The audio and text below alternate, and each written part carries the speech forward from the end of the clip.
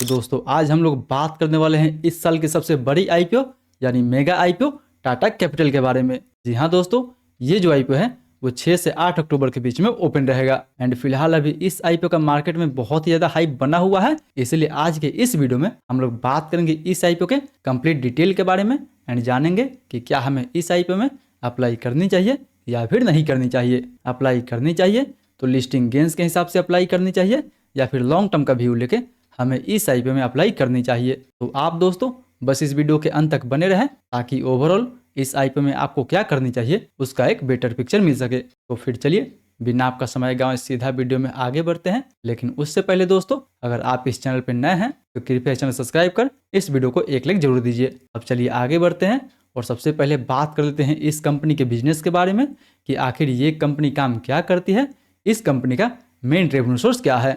तो दोस्तों अगर बात करें इस कंपनी के बारे में तो ये कंपनी एक एनबीएफसी कंपनी है जो बहुत ही अलग अलग तरीके का लोन देने के लिए जानी जाती है। मतलब दोस्तों ये company retail and MSME sector को लोन देने के लिए जानी जाती है। ये कंपनी काफ़ी अलग अलग तरीके का लोन प्रोवाइड करने का काम करती है। जैसे आपका पर्सनल लोन हो गया, लोन अगेंस्ट प्रॉपर्टी हो गया, कार लोन हो गया, 2 व्हीलर लोन हो गया, बिजनेस लोन हो गया या फिर होम लोन हो गया। बहुत ही अलग अलग तरीके का लोन देने के लिए ये कंपनी जानी जाती है। एंड वही नहीं दोस्तों, ये कंपनी लोन के अलावा भी इन्वेस्टमेंट एंड इंश्योरेंस जैसे सेक्टर में काम करती है। मतलब आपको इन्वेस्टमेंट एडवाइजरी की जरूरत हो तो ये कंपनी आपको इन्वेस्टमेंट एडवाइस दे सकती है या फिर अगर आपको इंश्योरेंस चाहिए तो ये कंपनी आपको इंश्योरेंस प्रोवाइड करने का भी काम करती है। वहीं अगर बात करें कंपनी के फंडामेंटल के बारे में तो नो डाउट दोस्तों इसके फंडामेंटल में आपको ईयर ऑन ईयर बेसिस पे काफ़ी अच्छा ग्रोथ देखने को मिल जाएगा। या तो इस कंपनी का रेवेन्यू हो या प्रॉफिट हो या फिर प्रॉफिट मार्जिन हो, हर सेगमेंट में आपको काफ़ी अच्छा खासा ग्रोथ देखने को मिल जाएगा। बट बात यहाँ पे हम पिछले 1 साल का करें तो पिछले 1 साल में इसके रेवेन्यू में लगभग हमें 56% के आसपास ग्रोथ देखने को मिला हुआ है। जबकि अगर बात करें दोस्तों इसके प्रॉफिट के बारे में तो प्रॉफिट में वही लगभग आपको 10 से 12% के आसपास ग्रोथ देखने को मिल जाएगा। बट प्रॉफिट के तुलना में अगर बात करें कंपनी के प्रॉफिट मार्जिन के बारे में तो दोस्तों ईयर ऑन ईयर बेसिस पे इसके प्रॉफिट मार्जिन में हमें लगातार डिक्लाइन देखने को मिल जाएगा, जो कि एक निगेटिव बात है इस आईपीओ के लिए। वहीं इसका आरओई लगभग 12%, आरओएनडब्ल्यू लगभग 11% एंड नेट एसेट वैल्यू लगभग 80 के आसपास है। जबकि दोस्तों अगर बात करें इसके डेट टू इक्विटी के बारे में तो इसका डेट टू इक्विटी लगभग 7 के आसपास है। हालांकि दोस्तों वैसे तो एनबीएफसी सेक्टर में डेट टू इक्विटी हमेशा आपको हाई ही देखने को मिलता है, क्योंकि एनबीएफसी का काम ही होता है कि किसी थर्ड पार्टी से ये कंपनी लोन लेती है, फिर वो लोन को ये कंपनी अपने कस्टमर को डिस्ट्रीब्यूट करती है एंड बीच का जो भी ये इंटरेस्ट कमाती है वही इस कंपनी का मेन रेवेन्यू सोर्स होता है। इसलिए जनरली इन सब कंपनी पे आपको हाई डेट टू इक्विटी देखने को मिल जाएगा। सो ओवरऑल मिला जुला के देखा जाए तो कंपनी का फंडामेंटल दोस्तों आपको ठीक ठाक देखने को मिल जाएगा। बट फंडामेंटल तक तो ठीक है, लेकिन अगर बात करें इस कंपनी के वैल्यूएशन के बारे में तो फिलहाल दोस्तों ये जो कंपनी है अपना आईपीओ 37 के पीई पे लेके आ रही है। जबकि इसी की जैसे सिमिलर कंपनी बजाज फाइनेंस का जो अभी स्टॉक्स है वो भी 37 के आसपास ट्रेड कर रहा है। जबकि श्रीराम फाइनेंस का जो स्टॉक्स है वो लगभग आपको 12 के पीई पे मार्केट में ट्रेड करते हुए नजर आ जाएगा। जबकि दोस्तों अगर आप इसका अर्निंग पर शेयर देखते हैं तो वो लगभग 8 रुपये के आसपास है, जबकि श्रीराम का अर्निंग पर शेयर 50 रुपये के आसपास है एंड बजाज फाइनेंस का अर्निंग पर शेयर लगभग आपको 26 के आसपास देखने को मिल जाएगा। यानी पी रेशियो वाइज तो टाटा कैपिटल अपना आईपीओ काफ़ी हाई पी पे लेके आ रही है, जबकि इसका जो अर्निंग पर शेयर है वो दोस्तों काफ़ी कम है। एंड वही नहीं अगर बात करें इसके रेवेन्यू के बारे में तो रेवेन्यू वाइज भी ये दोनों कंपनी से छोटी कंपनी है।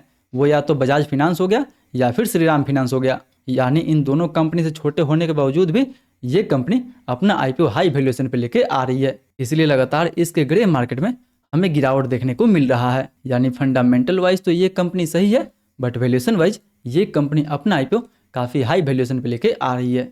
वहीं अब अगर बात करें इस आईपीओ डिटेल के बारे में तो दोस्तों ये आईपीओ 6 से 8 अक्टूबर के बीच में ओपन रहेगा, जिसका प्राइसमेंट 310 रुपये से लेकर 326 रुपये पर शेयर रखा गया है।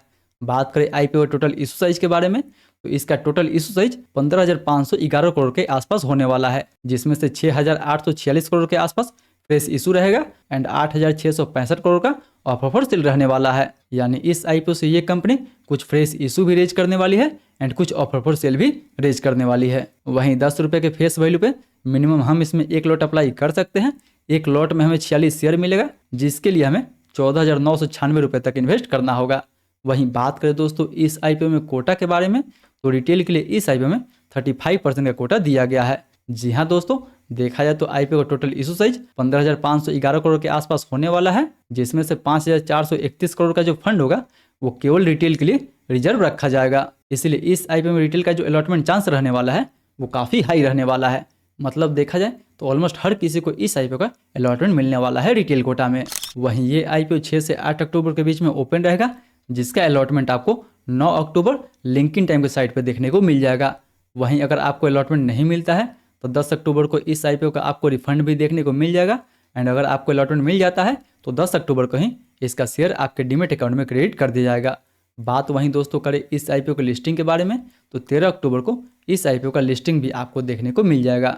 इसीलिए दोस्तों फाइनली इन सारे फैक्टर को देखते हुए अगर हम बात करें कि क्या हमें इस आईपीओ में अप्लाई करनी चाहिए या फिर नहीं करनी चाहिए, अप्लाई करनी चाहिए तो लिस्टिंग गेंस के हिसाब से अप्लाई करनी चाहिए या फिर लॉन्ग टर्म का व्यू लेके हमें इस आईपीओ में अप्लाई करनी चाहिए। तो दोस्तों अगर सबसे पहले बात करें अगर लिस्टिंग गेंस के बारे में तो फिलहाल इसके ग्रे मार्केट में वही लगभग 3 से 5% के आसपास डिमांड बना हुआ है। मतलब 3 से 5% के आसपास देखा जाए तो कहीं ना कहीं 500 से लेकर 700 के आसपास तक प्रॉफिट देखने को मिल सकता है आपको पर लॉट पे। बट याद रहे दोस्तों कि हमें 3 से 5% के जीएमपी पे तो बिल्कुल विश्वास नहीं करनी चाहिए, क्योंकि जीएमपी एक टेंटेटिव गेन होता है जो मार्केट को देखते हुए कभी भी ऊपर नीचे हो सकता है। इसलिए मे भी दूसरे दिन एंड तीसरे दिन इसके जीएमपी में एंड सब्सक्रिप्शन में अच्छा खासा डिमांड आता है तो ही आपको इस आईपीओ में लिस्टिंग गेंस के लिए अप्लाई करनी चाहिए। वैसे तो दोस्तों ये आईपीओ एंकर से वही लगभग 4,600 करोड़ के आसपास तक फंड रेज कर चुकी है, जिसके एंकर एलोकेशंस में आपको काफ़ी अच्छा खासा नाम देखने को मिल जाएगा। जैसे LIC हो गया, ICICI प्रूडेंशियल हो गया, HDFC म्यूचुअल फंड हो गया, कोटक म्यूचुअल फंड हो गया, एक्सिस म्यूचुअल फंड हो गया, गोल्डमैन सैक्स हो गया, नोमुरा हो गया, मॉर्गन स्टैनली हो गया, आदित्य बिरला सन लाइफ हो गया या फिर इडेल्यूस हो गया। टोटल 135 एंकर का नाम इसके एंकर एलोकेशंस में देखने को मिल जाएगा। मतलब इस आईपीओ का जो एंकर एलोकेशंस निकल के आया हुआ है वो काफ़ी स्ट्रॉन्ग है। इसलिए मे भी अगर आगे इसके ग्रे मार्केट में अच्छा खासा डिमांड आता है तब आप इस आईपीओ में केवल लिस्टिंग गेंस के लिए अप्लाई कर सकते हैं। बट वहीं बात करें कि क्या हमें इस आईपीओ में लॉन्ग टर्म के लिए अप्लाई करनी चाहिए या फिर नहीं करनी चाहिए, तो दोस्तों मुझे नहीं लगता है कि हमें इस समय इस आईपीओ में लॉन्ग टर्म के लिए अप्लाई करनी चाहिए। फिलहाल हम इस आईपीओ में लिस्टिंग गेंस के लिए अप्लाई कर सकते हैं, बट इस आईपीओ में हमें लॉन्ग टर्म के लिए बिल्कुल अप्लाई नहीं करनी चाहिए, क्योंकि जैसे कि मैं आपको बता चुका हूं कि कंपनी का फंडामेंटल तो ठीक है बट फंडामेंटल में भी लगातार इसके प्रॉफिट मार्जिन पे हमें असर देखने को मिल रहा है। वहीं कंपनी का वैल्यूएशन भी काफ़ी हाई है एंड कंपनी जिस सेक्टर में काम करती है उस सेक्टर में आपको कंपटीशन भी काफ़ी ज़्यादा देखने को मिल जाएगा। मार्केट में ऑलरेडी बहुत बड़ी बड़ी जाइंट लिस्टेड है जिसका मार्केट में काफ़ी अच्छा पकड़ भी है एंड इनसे fundamental wise and valuation wise वो कंपनी काफ़ी स्टेबल भी है। इसीलिए फिलहाल अभी के लिए हमें इस आईपीओ में लॉन्ग टर्म के लिए बिल्कुल अवॉइड करनी चाहिए। मे भी अगर ग्रे मार्केट में तीसरे दिन तक अगर अच्छा खासा डिमांड आता है तब हमें केवल इस आईपीओ में लिस्टिंग गेंस के लिए अप्लाई करनी चाहिए।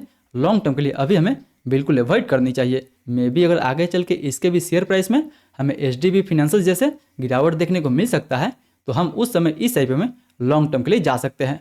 बट अभी के लिए इस समय हमें इस आईपीओ में लॉन्ग टर्म के लिए बिल्कुल अवॉइड करनी चाहिए। केवल हम इस आईपीओ में लिस्टिंग गेंस के लिए जा सकते हैं। सो मैं तो फिलहाल दोस्तों इस आईपीओ में केवल लिस्टिंग गेंस के लिए अप्लाई करने वाला हूं।